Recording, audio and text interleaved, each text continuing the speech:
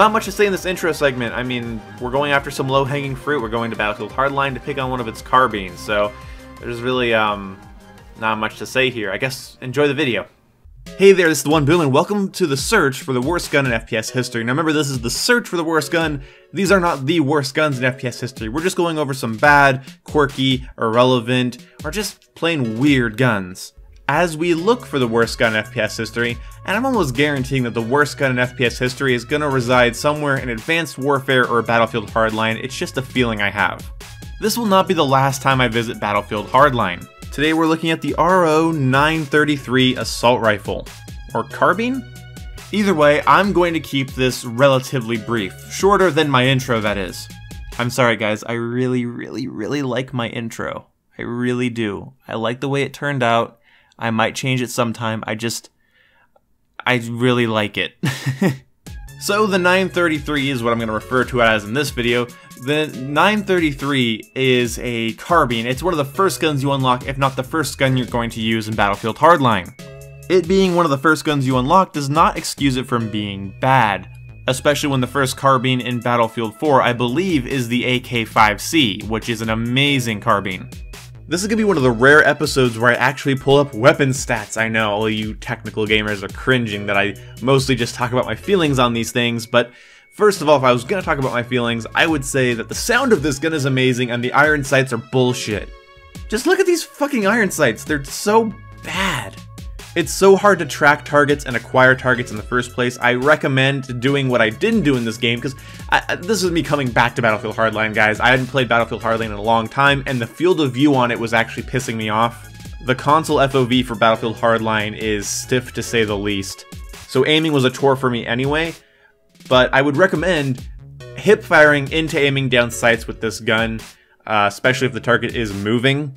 And of course, in case you're new, I don't put attachments on these guns because my idea is if I put good attachments on a bad gun, it might make it a decent gun, therefore shouldn't be on this list, or I could make the gun worse just to prove my own point, so attachments are a no-go, it's just best to go without them.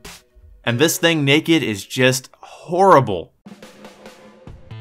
Its rate of fire is pretty good, but its rate of fire doesn't really matter when you find out that it takes 6 shots to kill.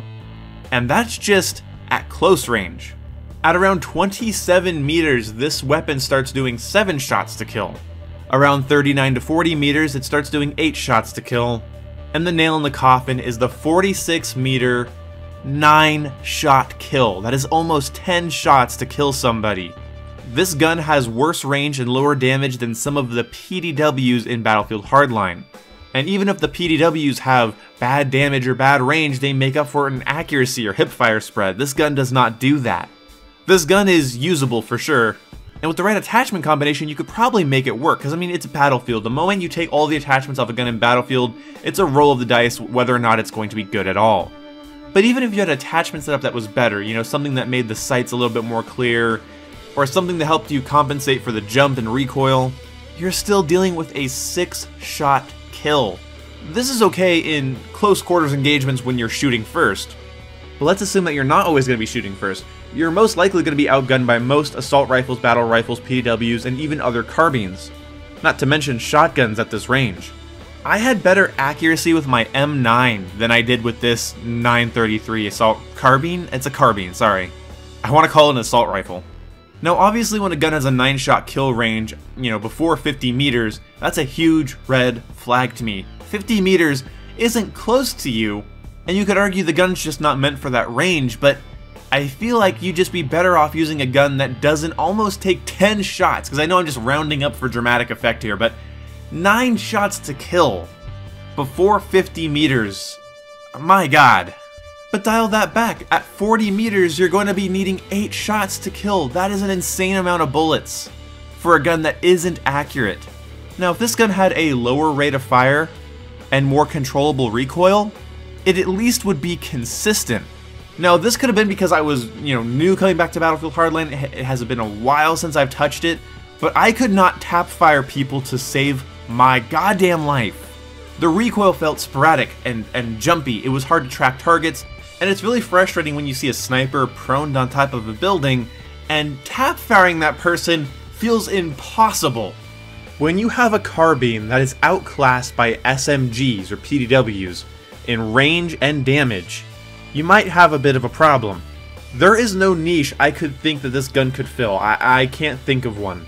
If this had some sort of quirk, like it was the fastest firing gun in the game, or it had low recoil, if it had one thing going for it, if it had one little quirk, one little thing that made it worthwhile, it probably wouldn't have been on this journey to find the worst gun in FPS history.